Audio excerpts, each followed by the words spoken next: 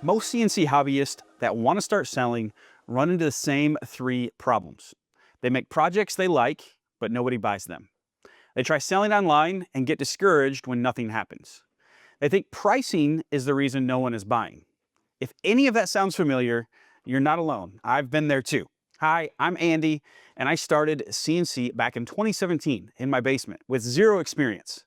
I didn't come from a machining background, but I did have some business experience. And when those two worlds collided, CNC and business, things started to click. What began as a hobby grew into a side hustle and soon turned into selling to clients like HGTV and Saturday Night Live. I started sharing what I was doing on YouTube, and eventually it turned into a full-blown business where I teach and coach other makers all over the world to do the same. Since then, I've helped over 125,000 CNC hobbyists go from frustrated to confident by keeping CNC practical and common sense driven. What I teach is not theory, but what I've learned in the trenches over the last 15 years in business. What I'm sharing with you today is just a small slice of what I go much deeper into inside my CNC Side Hustle course, a comprehensive program with over 10 hours of training. But my goal for this session is to give you clarity and action steps you can use immediately, whether you ever join that course or not. So today I'm going to share with you two projects you can start making and selling right away. We'll walk through how to design them, how to price them, and the selling strategies to sell them.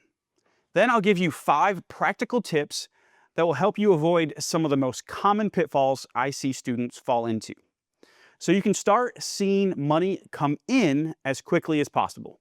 By the end of this class, you'll know how to take your CNC hobby and start moving toward a profitable side hustle with projects you can cut this week and a framework that actually works in the real world. Let's get started. The first project I'm going to share with you is this personalized dog leash holder. Americans are projected to spend about $157 billion on their pets in 2025. That's only going up. The year before it was 152 billion. This shows the massive emotional and financial commitment people make to their animals. I get it. I have my dogs myself. I spend a lot of money on them.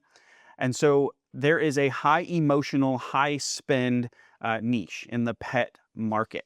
But there's also a logical value built in. It's where form meets function. This is something that can be used, hung on the wall, but it also looks nice and makes people feel a certain way. And then we add in the personalization part. Anytime you can personalize a product, it automatically makes it a one-of-a-kind product.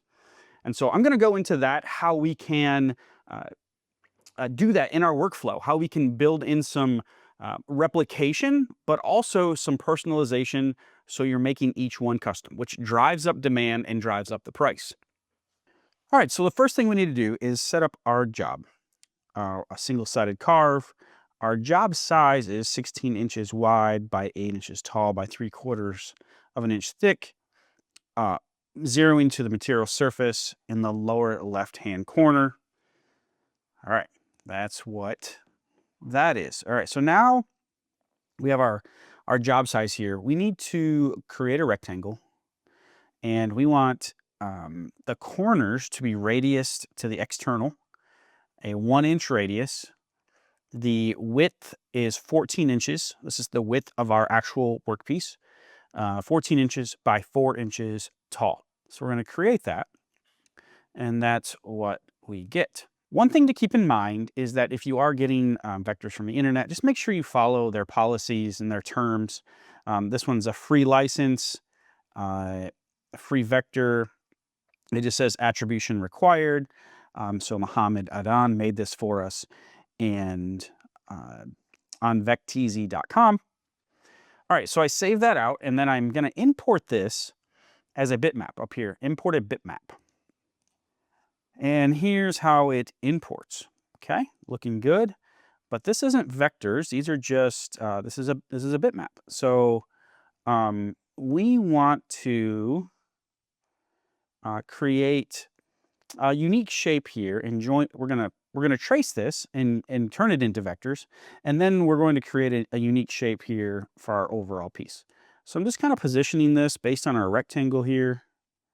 That looks pretty good. I want to fill this whole side, make it look good, but also give us a unique shape up above. All right, so the next thing to do is to trace the bitmap. So I select it and hit right here, hit trace bitmap. And I'm going to select black and white.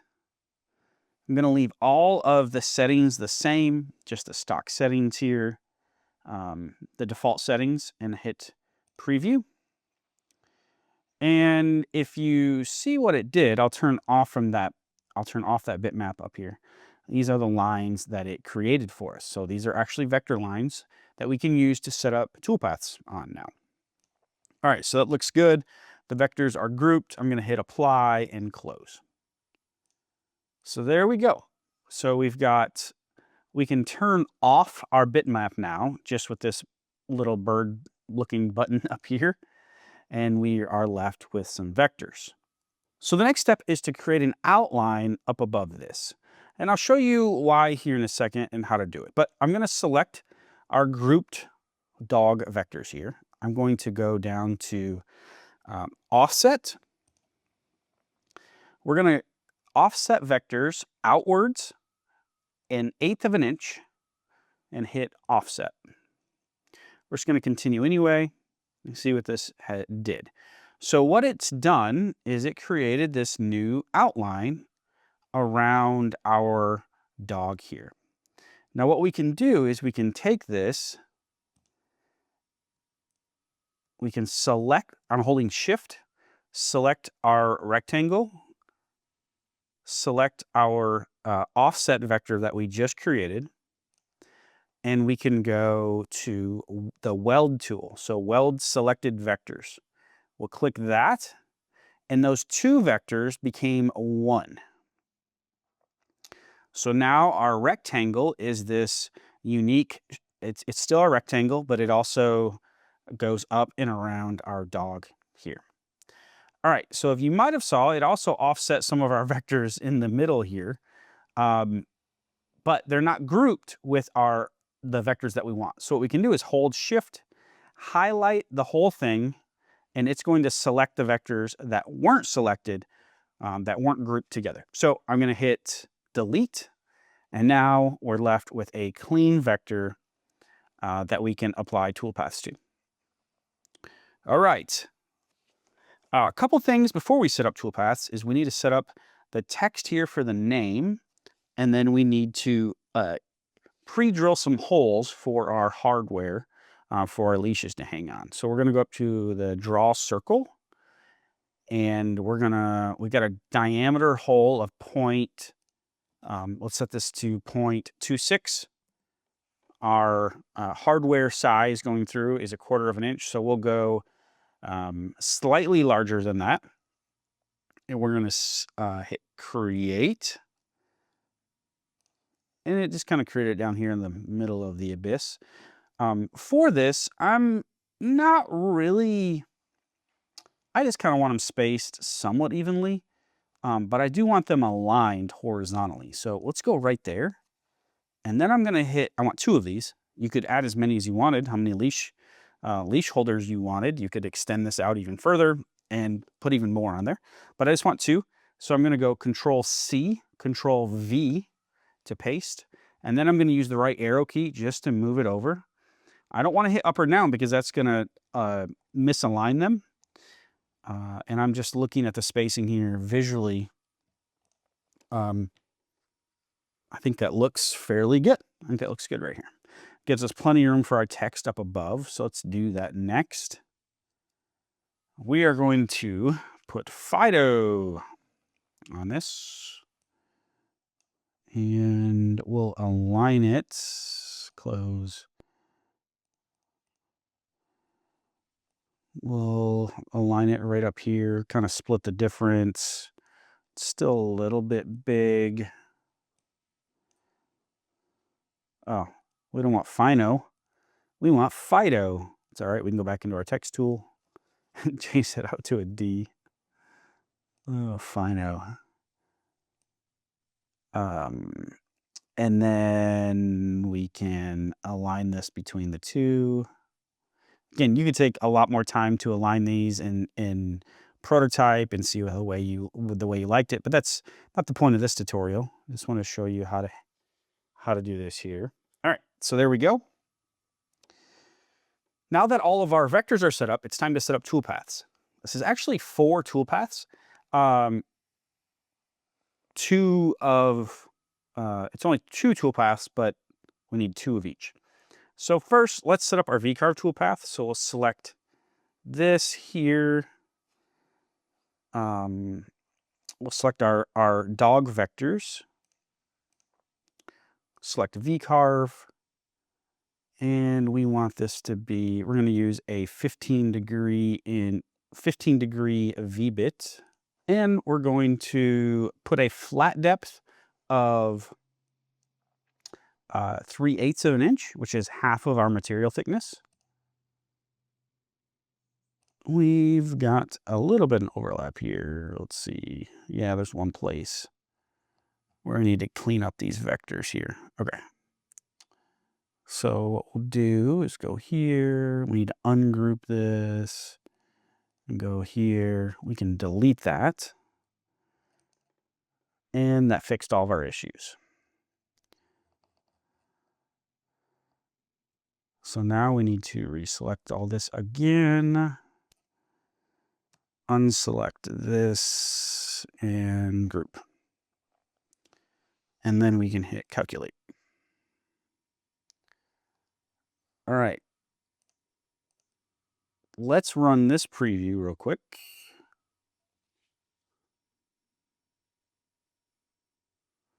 Nice. That looks good. That looks really good. Good detail. Awesome. All right, so next, let's go back to the 2D. We need to set up our V-carve for our letters here. Since they're larger, we're going to use a 60 degree V-bit. I think that'll do well.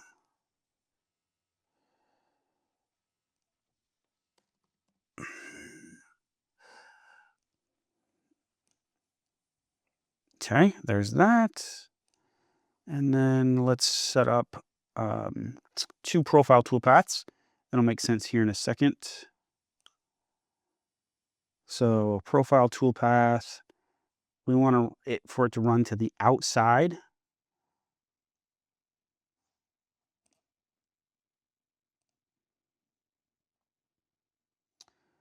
This leads me to, looks like we need to move our design down, if you look right there. So we're going to actually go, let's grab this whole thing and just arrow down a little bit to center our design. Close. Cool.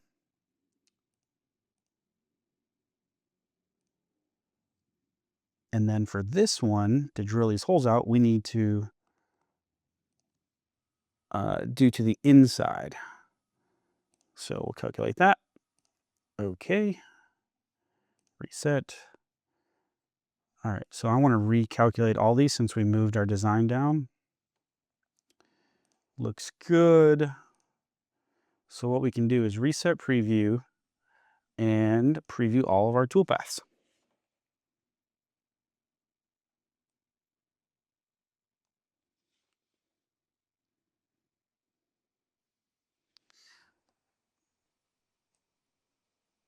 Nice. So there is our dog leash holder. And we can actually call this, I recommend saving by the breed name because if you have multiple breeds, so let's call this Doodle. That's our Doodle template. And so what that means is when someone orders a Doodle, you can come in here, open it, and it'll look just like this with all of our toolpaths and everything set up. Stock size, everything. It's a template every single time.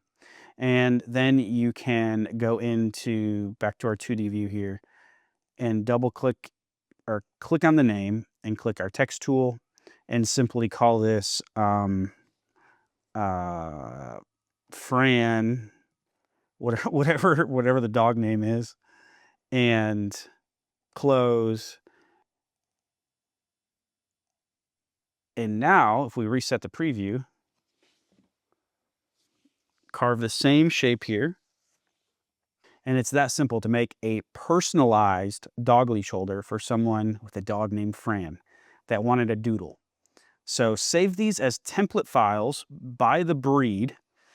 People can order the breed and then you just change out the name and you are ready to go. So how would we price this item? Well, this is the breakdown that I've come up with. Our estimated cost is around $12. This could be a little bit more, a little bit less, depending on the material you use, the hardware you use. But I think a good middle of the road is $12 in materials. Suggested retail. I think, depending on the area that you're in, this could sell for anywhere from $40 on the very low end to $80 on the upper end. Now, this is going to depend on the design, material choices, a lot of different things there. But you can see, even at the bare minimum, let's say we stripped it all down and did a very basic product, I think you could be into this around $10 in materials, and I think you could pretty easily sell this for $40. To whereas the design I just shared with you, I think hits more on the upper end because one, we can customize the dog. That's actually the silhouette of the dog. Two, there's some painting involved. Three, we put their name on it. We put Fido's name on it. So that all drives up the price. And I think a $75 to $80 product is in a good price here. But how are we going to sell it, right? It's great to have a product. It's great to have a price, but we need somebody that's willing to pay that price for that product. Well, we always need to answer two questions. When we're talking about how we're going to sell something, we need to answer two questions. Who is our target customer and where are they? We need to figure out who is willing to buy this, who values this product, and where they are at. When we answer those two questions, everything else falls into place. So our target customer is obviously a dog owner, and hopefully a dog owner named Fido in this case. But we could put any dog's name on it. So where are dog owners? Where do they hang out? Where can we get in front of them? And I came up with a couple ideas here. Boutique pet stores and groomers.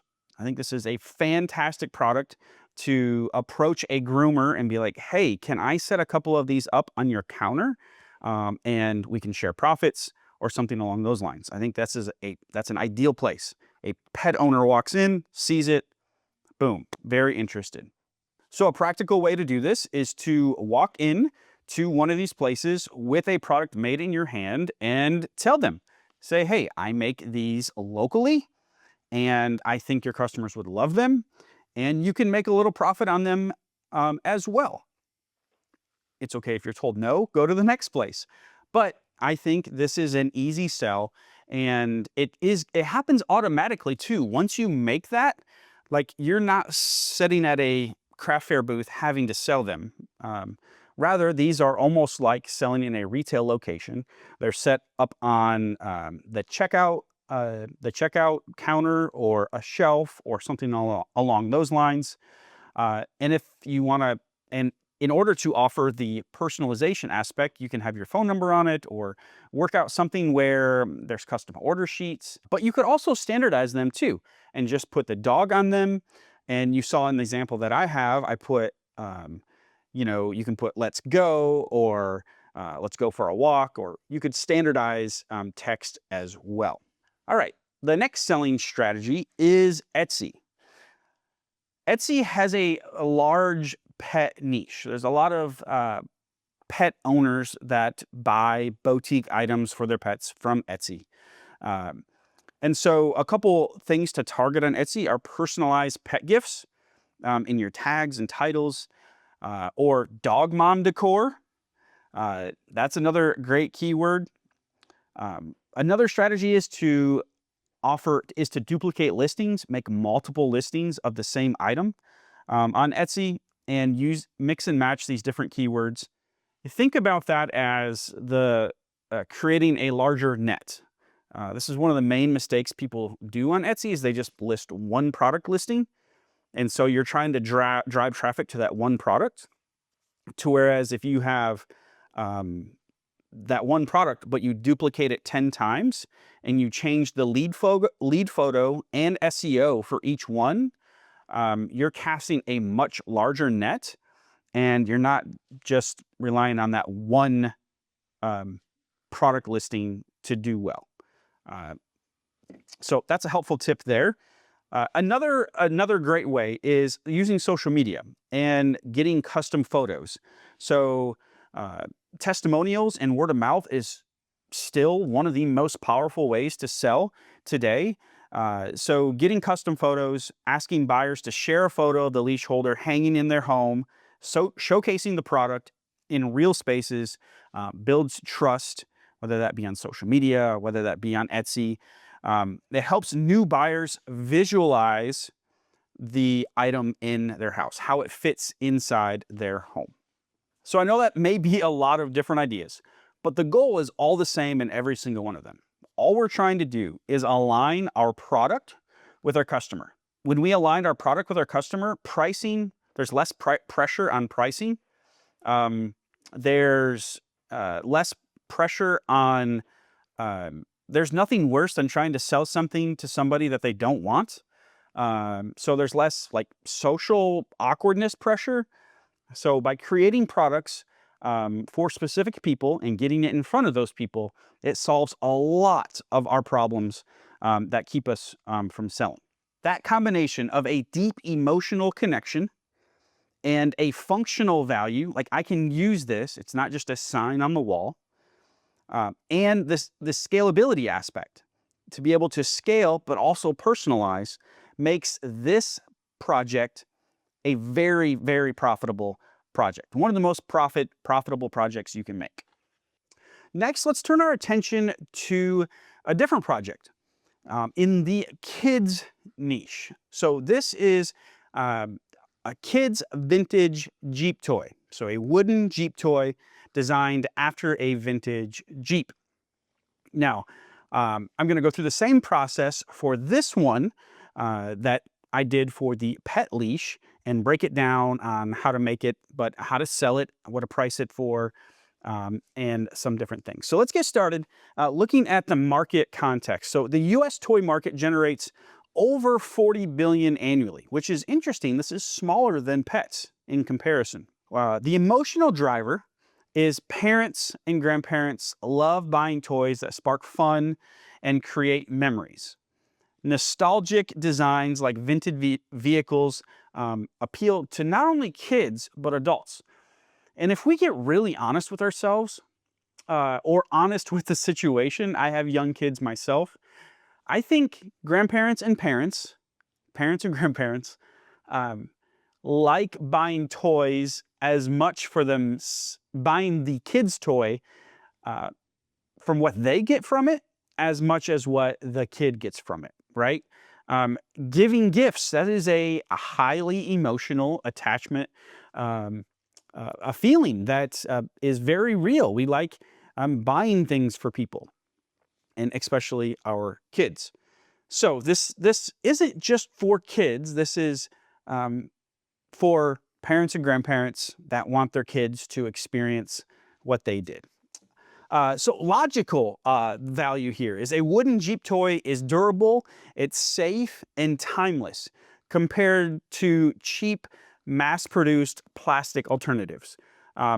Plastic is everywhere. So the fact that we can create something wooden that's going to last a long time, that isn't just going to be thrown out, is the logical value here. Again, leaning into personalization power. These toys can easily have names, dates, initials added for personalization, for each one to be unique, while still using the same material, tools, toolpaths, and setup. All right, so the first thing we need to do is set up our job size, which is 16 inches by 4 inches tall by 3/4 of an inch, zeroing to the top. and to the lower left-hand corner. All right, so this is similar to the one before. The workflow is similar, but definitely not the same. But it starts with importing a bitmap of a Jeep inspiration. So this is an old military Jeep as our inspiration. You could do this for any vehicle, but we're choosing a Jeep here. All right, so what we're going to do is we want to capture the outside silhouette of this. So we're going to go to the draw line / polyline tool, click, and again, doing the using the least nodes as possible, the least clicks as possible. We want to capture kind of the outside essence of this. One thing you want to do before you do this is toggle the snapping geometry and the snapping, the smart snapping. We just want to have full control here. All right, so something I've learned, so I'm starting in just a nice flat spot. Something that I've learned from doing this a couple times, making these vehicles a couple times, is you want to go further on some of the pieces. So I'll show you here. So if I was to follow this line exactly here, this little detail wouldn't show up. And so we just have a flat front. Because when I'm zoomed way in, it looks really big. But when I'm zoomed out, that's less than a 32nd of an inch. So I'm exaggerating this to basically an 1/8 of an inch.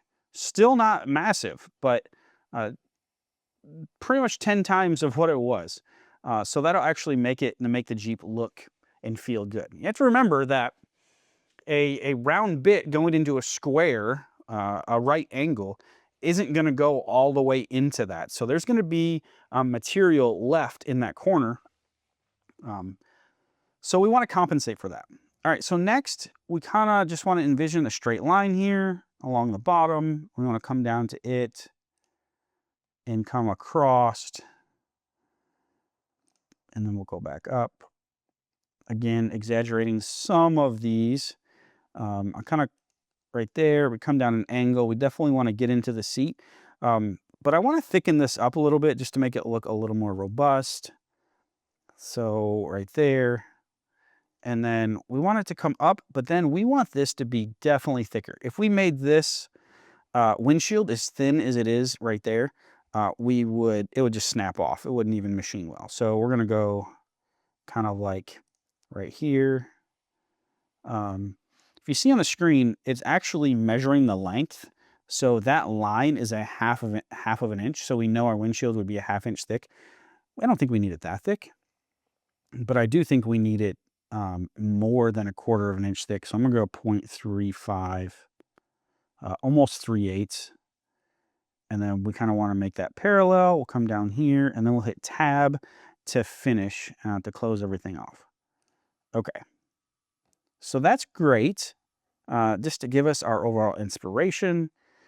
With the vector outline selected, we'll hit N and it'll show us everywhere we clicked, all the nodes. So if you weren't happy with anything, you can drag them and kind of straighten them out. And it's kind of cool because you can control exactly where this is where, when we set up a profile toolpath, where our router bit's going to go. Everything else looks, I'm going to say it looks good.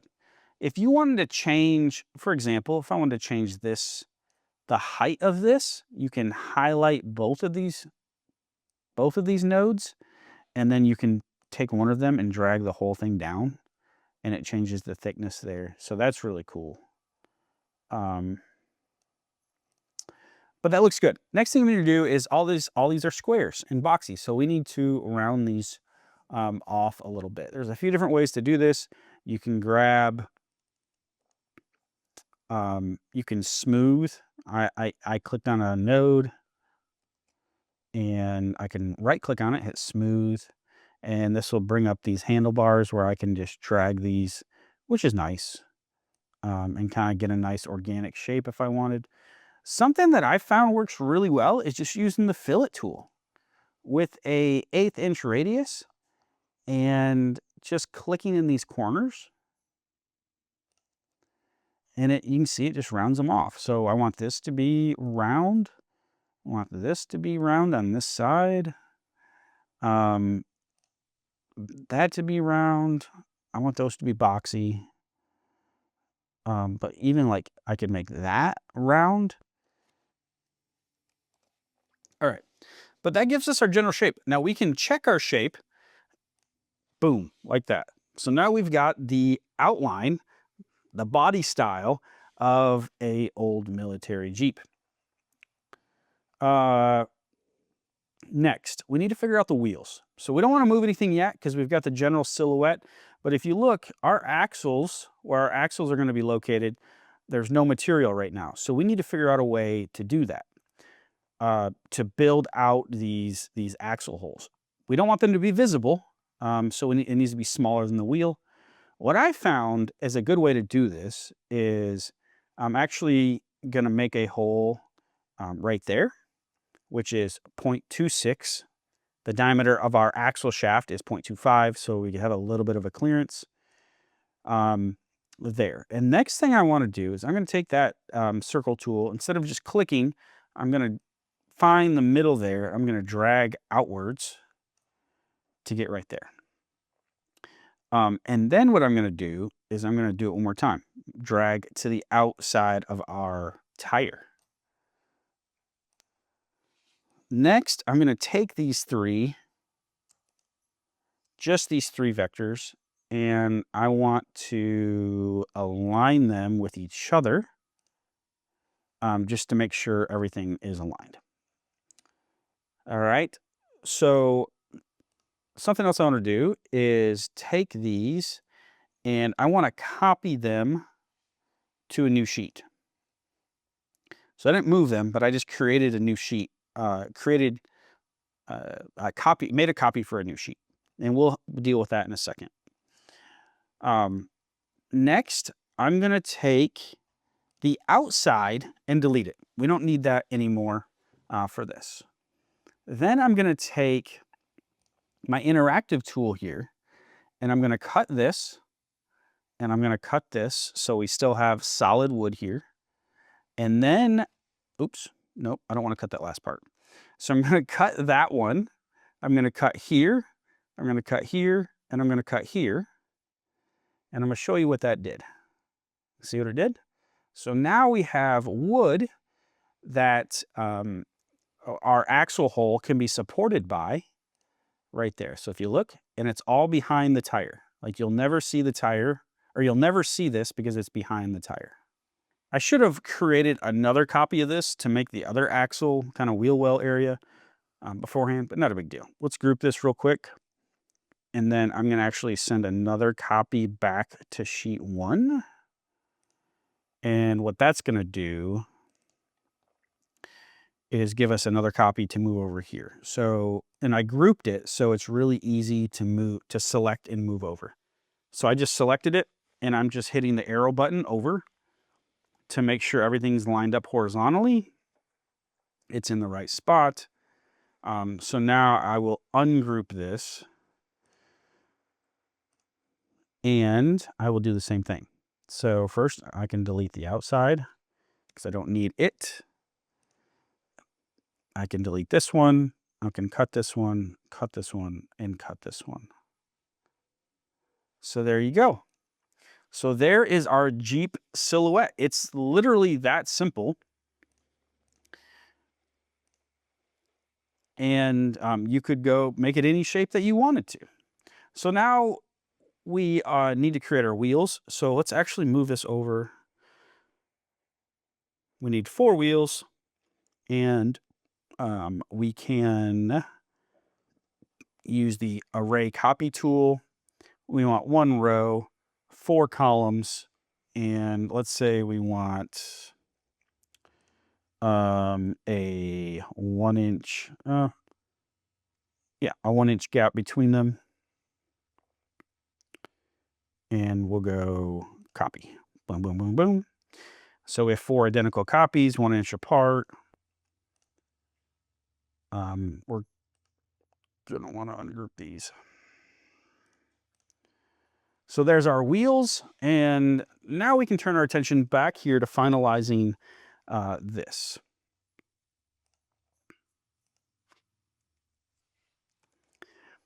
All right, so what do we need to do? This is only one side. Remember, if we're using 3/4 inch material, we need to be thicker than that. We want it to be 1.5 inches thick, so this is actually only half. But by doing it this way, in using 3/4 inch material, is we can glue two halves together, and it allows us to customize each side. So if we wanted to put a name or anything, I mean, so let's just put, for the lack of creativity, let's just put Andy on it. And we can kind of size this down. So let's say we wanted Andy right here in the middle. You could put a birth date. You could put a saying. You could put the general. I've done that before. A star. You can put anything on one side. So we've got the text there. Now we're ready. We don't need any, we're not going to make any other changes at all. So I select everything. I'm going to move it over here just to give us some room. Then I'm going to go over here and I'm going to hit the mirror tool and I'm going to mirror it to the right. What that does is makes me an identical copy of the other half. So I only need to design one half. I learned this the hard way. Text doesn't flip very well. It looks weird. So I'm just going to copy another Andy because that will look the best. All right, so real quick, let's set up our toolpaths. So we're going to select that profile toolpath, Z plus 0.03, 1/4 inch. The big thing is we want it on the outside here. We do want to do a separate last pass to have a nice clean cut. So there's that. Next thing we want to do is select our axle holes. And do another profile toolpath, Z plus 0.03. And on the inside, because we want to cut the inside of the hole, we'll calculate that. So there's those. And then we want to select both Andys, set up a V-groove toolpath, no flat depth. We'll calculate that. Now we can preview all the toolpaths, and here we go. We got two halves that are going to flip around, and we're going to glue the undersides together, and it'll give us 1.5 inch thick Jeep toy. Now we'll put our dowel rods through here, and then we'll put our wheels, which are on sheet 2. Put our wheels on the ends of those shafts.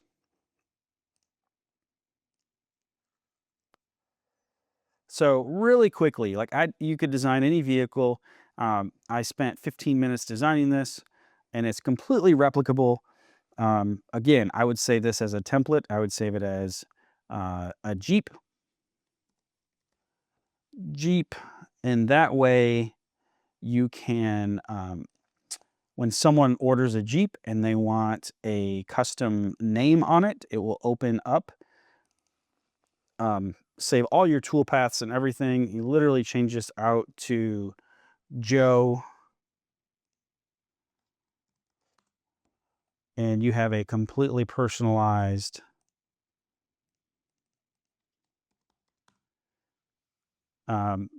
Jeep truck.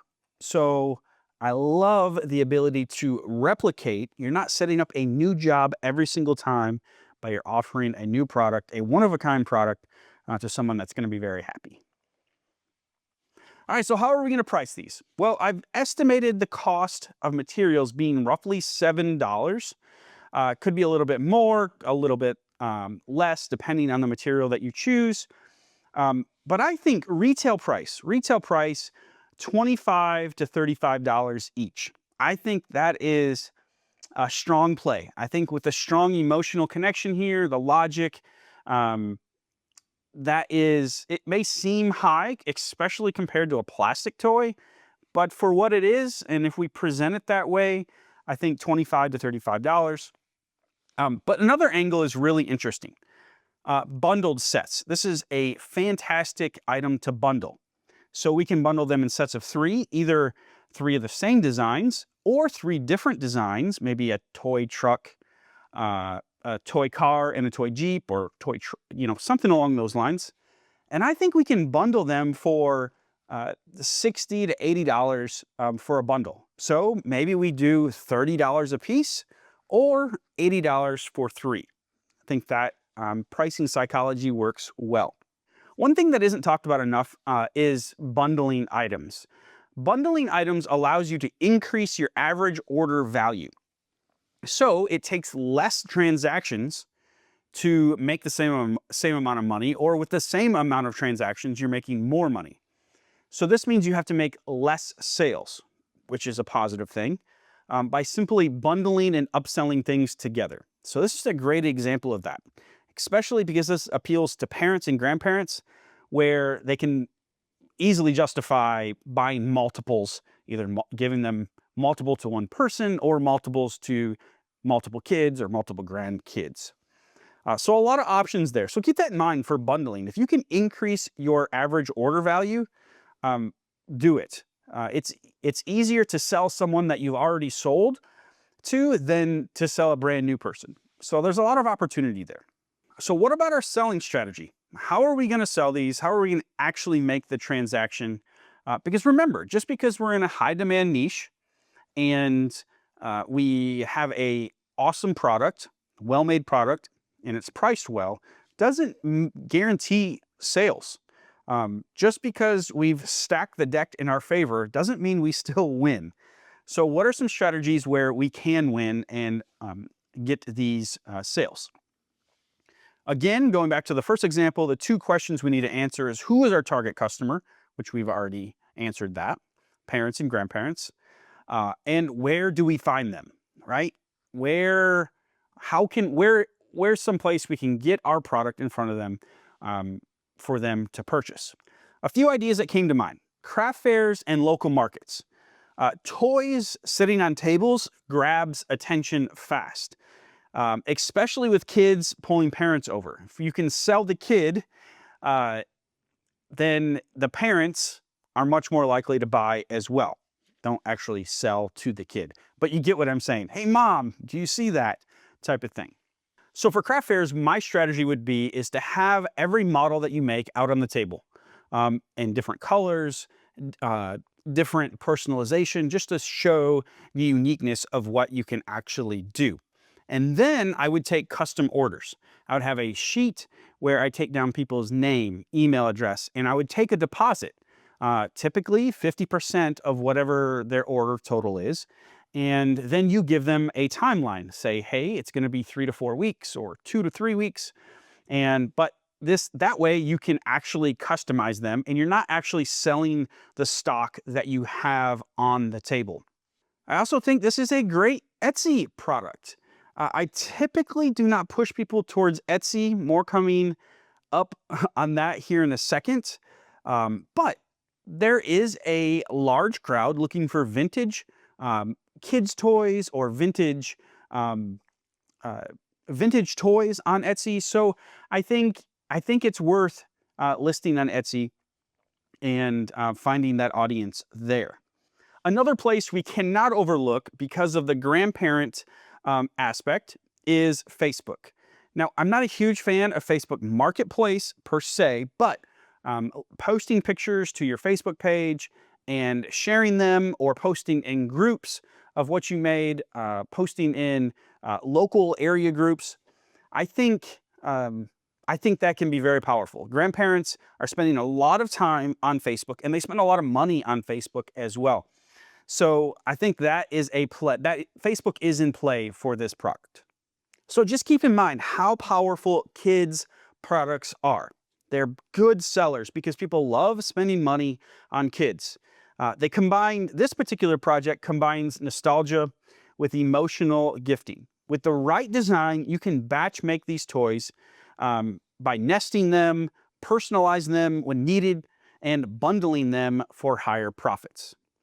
I see a lot of people make great products and still struggle, not because their work isn't good, but because they fall into the common pitfalls that trip up most beginners.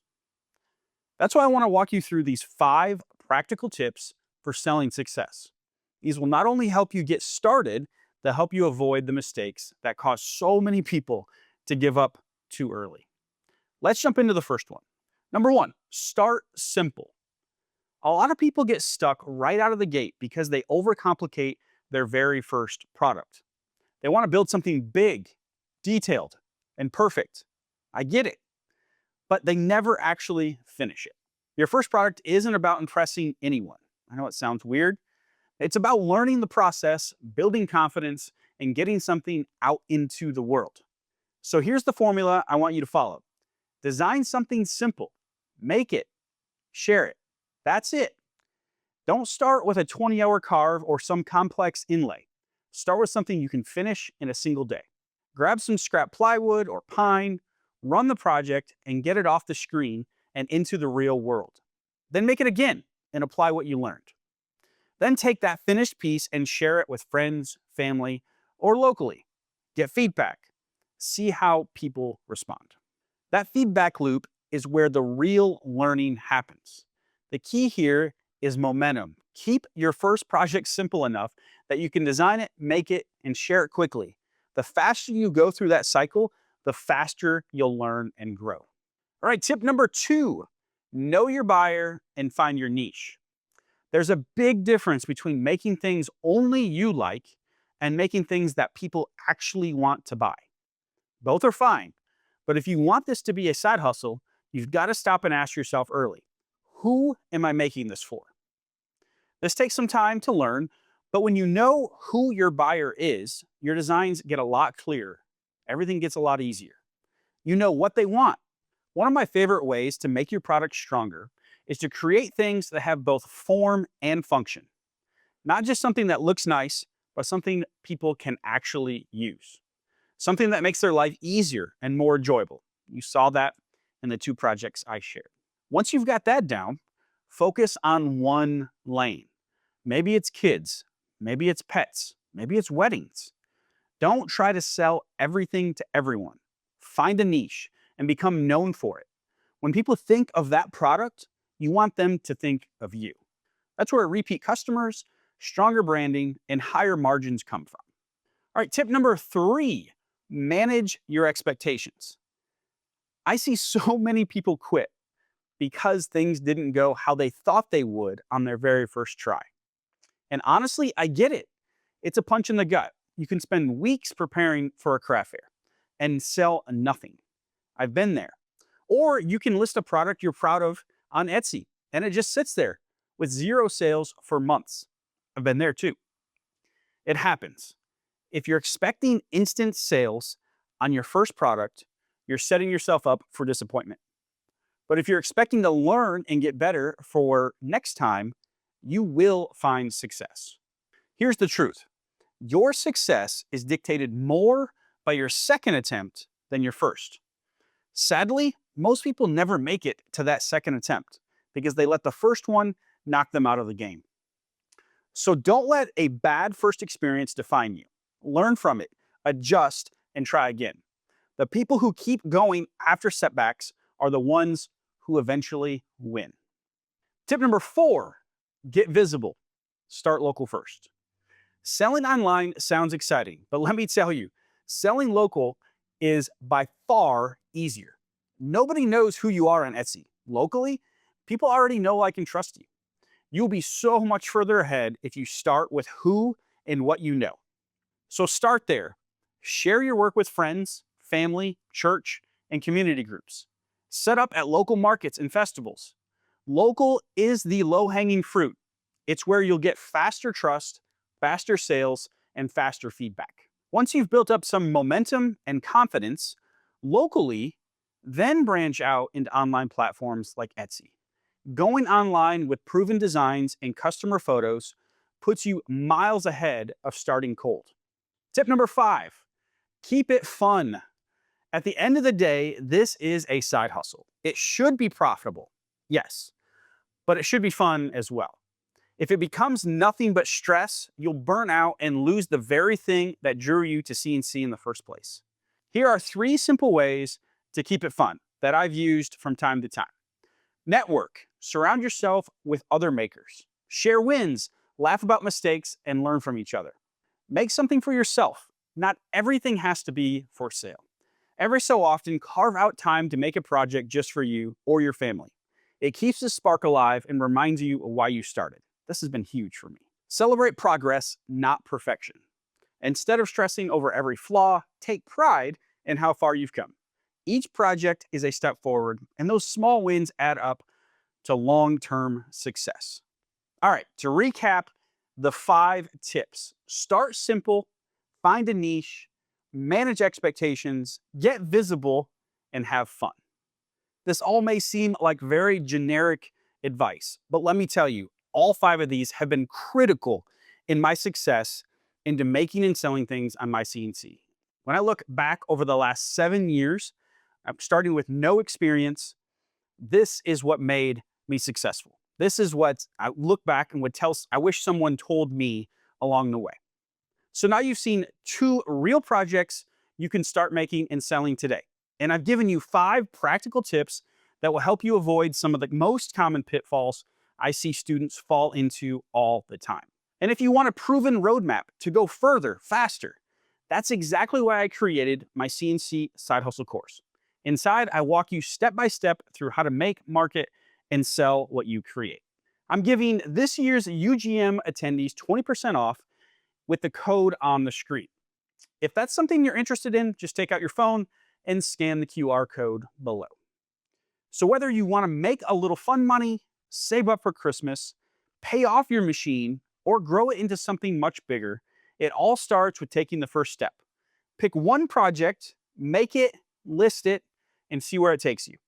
The opportunity is right in front of you, and now it's your turn to make it happen.